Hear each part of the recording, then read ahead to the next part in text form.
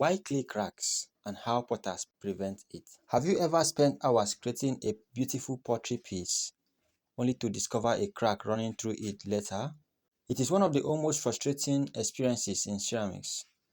One moment you are imagining the finished piece, and the next a tiny crack appears and threatens to undo all your hard work.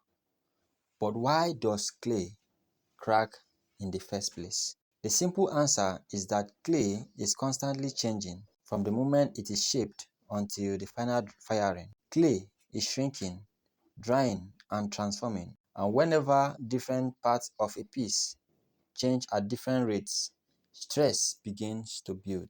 Think of it like a group of people trying to walk through a doorway at different speeds. Some move quickly, some move slowly, and eventually there is tension and congestion. Clay behaves in a similar way. One of the most common causes of cracking happens during drying. When water leaves the clay particles move closer together and the piece shrinks. The shrinkage is completely normal. The problem occurs when one area dries faster than another. For example, imagine a mug with a thick handle attached to a thinner body.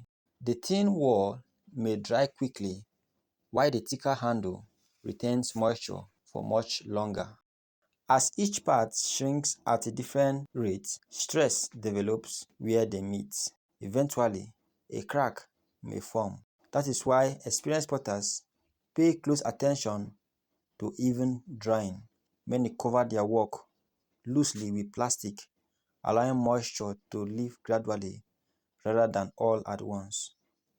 Slowing down the drying process often prevents problems before they start. Another major cause of cracks is uneven thickness. If one section of a piece is significantly thicker than another, those areas will shrink differently during drying and firing. Thick bases, just like this one, heavy attachments, or uneven walls can all create tension within the clay. This is why potters spend so much time refining wall thickness. A well-made piece is not only beautiful on the outside, it is balanced throughout its structure. Then there is a mistake nearly every beginner makes at some point, joining clay incorrectly. When attaching a handle, spout, or decorative element, simply pressing two pieces together is rarely enough.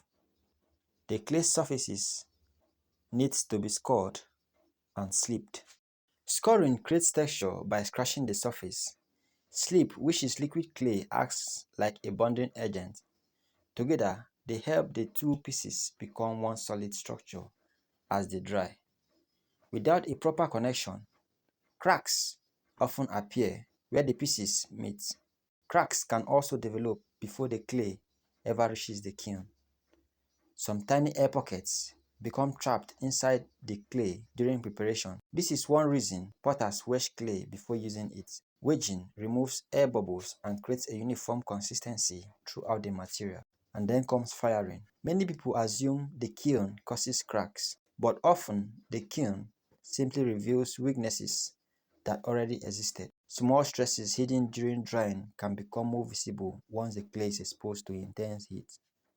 However, firing too quickly can also create problems. If moisture remains trapped inside the clay, it turns to steam as temperatures rise. Steam expands rapidly, and if it cannot escape, it can crack the piece or even cause it to break apart. This is why kilns are usually heated gradually, especially during the early stages of firing. So how do potters prevent cracks? The answer is surprisingly simple: patience. They wedge their clay thoroughly, they maintain even thickness, they score and slip attachment carefully, they dry pieces slowly and evenly, and they resist the temptation to rush the process. In many ways, crack prevention begins long before a piece enters the kiln. The truth is that every crack tells a story. It reveals where the stress developed, where moisture moved too quickly, or where the clay needed a little more care. For potters, cracks are not just failures, they are lessons, because every broken piece teaches something about the nature of clay. And every lesson brings the maker one step closer to creating stronger, more successful ceramics. After all, pottery is not just about shaping clay, it is about understanding it.